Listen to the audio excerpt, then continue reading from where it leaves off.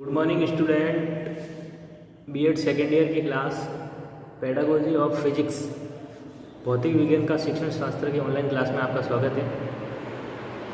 यह भौतिक विज्ञान की शिक्षण शास्त्र जो हमने उसके पिछली कक्षाओं में अध्ययन किया था, उसके पाठ्यक्रम हमारा एक मूल टॉपिक है। पहला यूनिट है पाठ्यक्रम और पाठ्य पुस्तकें, जिसमें हमने पाठ्यक्रम की परिभाषा, उसका अर्थ और उसके सिद्धांतों के बारे में अध्ययन किया था। किन किन सिद्धांतों या किन किन लक्ष्य उद्देश्यों की प्राप्ति के लिए किस तरह का पाठ्यक्रम डिसाइड किया जा सकता है। इन पाठ्यक्रमों का मुख्य उद्देश्य ये रहता है कि बालक में उन शिक्षाओं का अध्ययन करवाया जाता है जिसमें बालक अच्छी तरह से शिक्षण अधिगम प्रोसेस को संपन्न किया जा सकता है। तो आज हमारा प्रकरण है बाल केंद्रित शिक्षण। ठीक है, प्राचीन काल से यह मान्यता थी, शिक्षण कार्य हमेशा अध्यापक केंद्र माना गया, क्योंकि प्राचीन काल में आपको पता है कि गुरुकुल जैसी सिस्टम की व्यवस्था थी। विद्यालय, आज के विद्यालय जैसे गुरुकुल नहीं होते थे, उसमें एक अध्यापक होता था, एक गुरुजी होते थे, जिनके पास जाकर शिक्षक या शिक्षार्थी अध्ययन करने उनके पास जाता था। वहीं पर वो गुरुजी की सेवा करता था, उनसे शस्त्र शास्त्र आदि के ज्ञान प्राप्त करता था। तो ये सभी प्रोसेस एक अध्यापक केंद्र थी। अध्यापक कहेगा वही शिष्य करेगा, शिष्य का उसमें कोई भी रोल नहीं होता था, इस कारण उसको अध्यापक केंद्र शिक्षण कहा गया। पर आज के दौर में जब शिक्षा में मनोविज्ञान का उदय हुआ, मनोविज्ञानी और शिक्षा शास्त्रियों ने, दार्शनिकों ने जब देखा कि ये व्यवस्था ठीक नहीं है, इससे बालकों का संपूर्ण विकास नहीं हो पा रहा है, तो उन्होंने एक बाल केंद्रित शिक्षण या बाल केंद्रित पाठ्यक्रम की व्यवस्था की गई, जिसमें बालक शिक्षण कार्य करवाते समय ना तो विद्यालय, ना अध्यापक, ना ही पाठ्यक्रम को केंद्रित मानकर बालक के मानसिक और संवेदनात्मक बुद्धि को केंद्र मानकर किया गया। यानी शिक्षण कैसा करवाया जाए? बाल केंद्रित शिक्षण, बाल केंद्रित। 3 भागों में बताएंगे। सर्वप्रथम बालक को ऊपर रखा गया, फिर शिक्षक, फिर पाठ्यक्रम। किसी भी शिक्षण के 3 मूल उद्देश्य होते हैं। सबसे ऊपर आएगा बालक, जो केंद्र बिंदु है पाठ्यक्रम का भी और शिक्षक का भी। फिर शिक्षक और पाठ्यक्रम आपस में सहसंबंधित रहते हैं तीनों, पर मुख्य रूप से बालक को ही सर्वोपरि मानते हैं। तो जिससे बाल केंद्रित शिक्षण का मुख्य उद्देश्य था बालक की व्यक्तिगत जो विभिन्नता है, क्योंकि प्रत्येक कक्षा में हर छात्र की, हर बालक की एक व्यक्तिगत विभिन्नताएं होती है। जैसे कोई बालक मानसिक तौर से जल्दी सीख जाता है, व्याख्यान करने पर भी वो सीख जाता है, लेकिन कुछ बालक होते हैं जो व्याख्यान विधि से न सीखकर प्रैक्टिकल विधि से सीखते हैं। उन्हें और भी अनेक तरह की वीडियो की जरूरत पड़ती है, उपकरणों की जरूरत पड़ती है। किसी का शारीरिक विकास सही है, कोई तेज भाग सकता है, कोई तेज नहीं भाग सकता है। तो इस तरह की किसी का आर्थिक स्तर कमज़ोर है, किसी का आर्थिक स्तर सही है, कोई सामाजिक रूप से पिछड़ा है। तो इस तरह के कई विभिन्नताएं बालकों में देखी जा सकती है।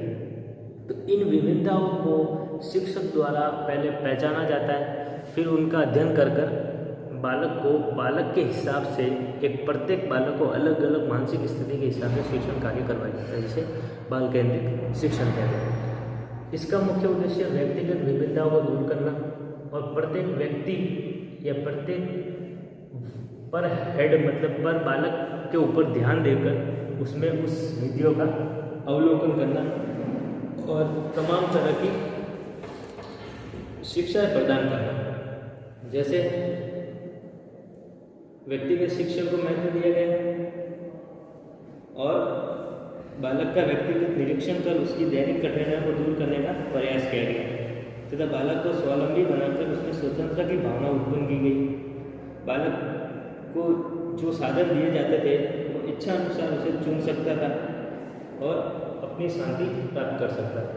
मतलब बालक की व्यक्तिगत विभिन्नताओं को दूर किया गया, जिससे बालक को क्या एक स्वतंत्रता प्राप्त की। वो स्वतंत्र होकर अपने अनुसार किसी भी शिक्षण या अधिगम प्रक्रिया के उपकरणों को चुन सकता है, जिससे उसमें एक आत्मविश्वास पैदा होता है कि नहीं, उसमें ये थॉट पैदा होता है कि ये चीज़ मेरे लिए है और मैं इससे ही शिक्षण प्राप्त करता हूँ, ये मेरे द्वारा ही बनी है।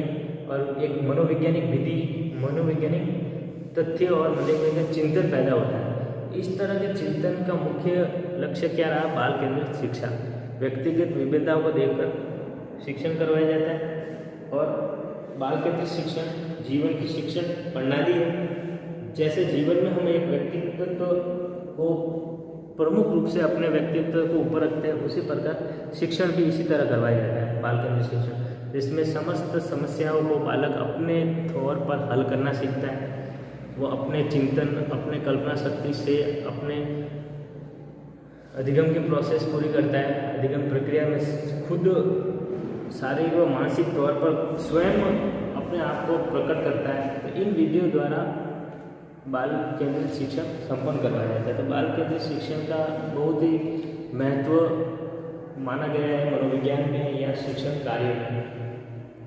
तो बाल केंद्रित शिक्षण का महत्व क्या क्या रहेगा, कैसे कैसे हम महत्व निकाल सकते हैं?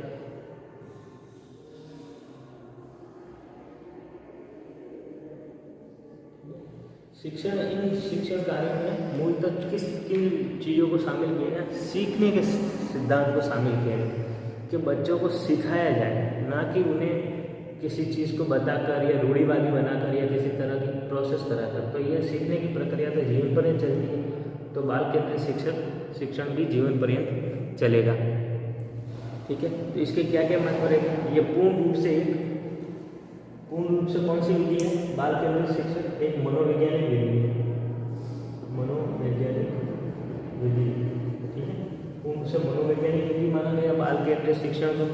इसके क्या क्या महत्व रहेगा? पहला महत्व रहेगा बालक प्रधान शिक्षण, बालक को प्रधान माना। ठीक है, फर्स्ट प्रायोरिटी बालक की मानसिक, बालक को प्रधान मानना मतलब बालक के शारीरिक, मानसिक, संवेदनात्मक, सामाजिक, आर्थिक, मनोलैंगिक, मनोवैज्ञानिक, इन सभी चीज़ों को ध्यान में रखकर शिक्षण कार्य करवाया जाता है, जो इसके महत्व को बढ़ा देता है। बाल प्रधान शिक्षण करवाया जाता है। ठीक है, दूसरा है सरल।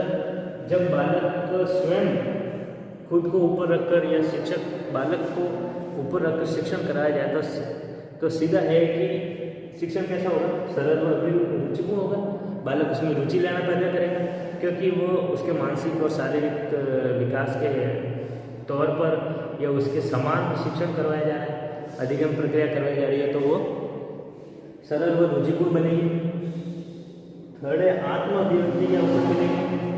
जब शिक्षक बालक को कक्षा में या बाल केंद्रित शिक्षण के तौर पर उसे उपयोगिता देगा, तो वो आत्म अभिव्यक्ति के अवसर बनेंगे। वो अपनी अभिव्यक्ति स्वयं प्रकट कर सकता है, वह शिक्षण कार्य में आगे आके हिस्सा ले सकता है। अधिगम प्रोसेस, शिक्षण अधिगम प्रक्रिया में वह स्वयं हिस्सा लेकर अपने मानसिक स्तर को देखकर शिक्षण कार्य कर सकता है। तो उसमें अभिव्यक्ति, आत्म अभिव्यक्ति की भावना बढ़ेगी।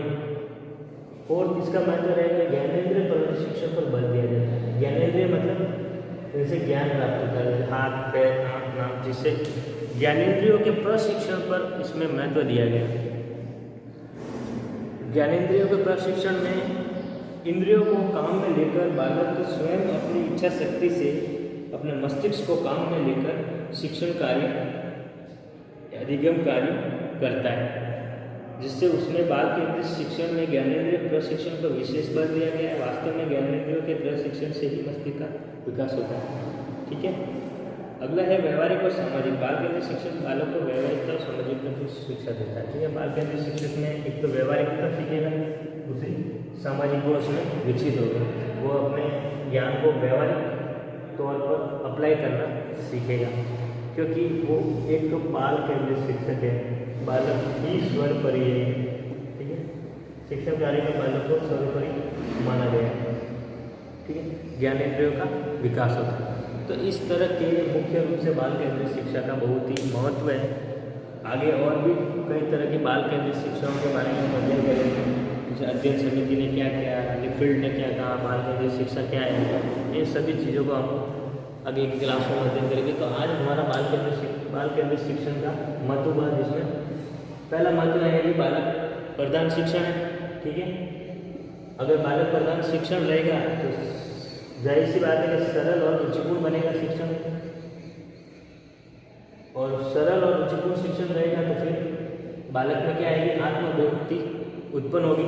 आत्मवृत्ति उत्पन्न होगी तो वो ज्ञानेंद्रियों का परीक्षण यानी वो अपने आँख, नाक, कान, गला, जीभ जितने ज्ञानेंद्रिय उनका प्रशिक्षण यानी उनका यूज़ लेना, मानसिक शक्तियों का यूज़ लेना सीखेगी, तो उस पर बल जाएगा, और उस पर बल जाएगा तो व्यवहारिक और सामाजिकता भी अपने आप उसमें डेवलप होती जाएगी।